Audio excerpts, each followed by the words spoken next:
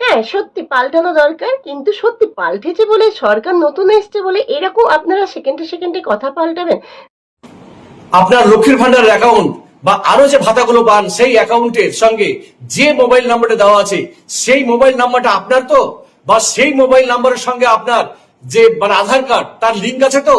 জেনে রাখুন, যদি আপনার মোবাইল নাম্বার না হয় বা যদি আপনার মোবাইল নাম্বারের সঙ্গে লিঙ্ক না থাকে, তাহলে কিন্তু আপনি কিন্তু টাকা পাবেন না, বা আপনার অ্যাকাউন্টে সব ঠিক থাকলেও কিন্তু লক্ষ্মীর ভান্ডারের টাকা বা আরো যে ভাতাগুলো আছে তার টাকা কিন্তু ঢুকবে না। এবার নিয়মটা জেনে রাখুন।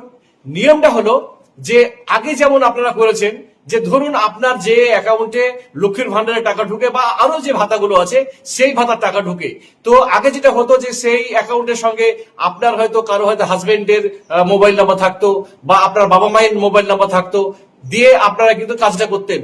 কিন্তু এবার সরকার কিন্তু নতুন কিন্তু নিয়ম এনেছে, সেটা হচ্ছে যে প্রথমত ডিবিটি লিঙ্ক, সেই ডিবিটি লিঙ্ক বাদ দিয়েও যে নিয়মটা আছে সেটি হলো আপনার অ্যাকাউন্টের সঙ্গে যে মোবাইল নাম্বারটা থাকবে সেই মোবাইল নাম্বারটা কিন্তু প্রথম কথাই হলো যে আপনার নামে হতে হবে।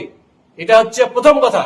আর দ্বিতীয় কথা হচ্ছে যে আপনার ওই মোবাইল নাম্বারের সঙ্গে কিন্তু আপনার যে আধার কার্ড আছে সেই আধার কার্ডের কিন্তু লিঙ্ক থাকতে হবে। যদি এই দুটো যদি কাজ না করা থাকে, তাহলে জেনে রাখবেন যে আপনার সবকিছু ঠিকঠাক থাকার পরেও আপনার লক্ষ্মীর ভান্ডারের টাকা বা আরো যে ভাতা আছে তার টাকা কিন্তু কোনোটাই কিন্তু ঢুকবে না।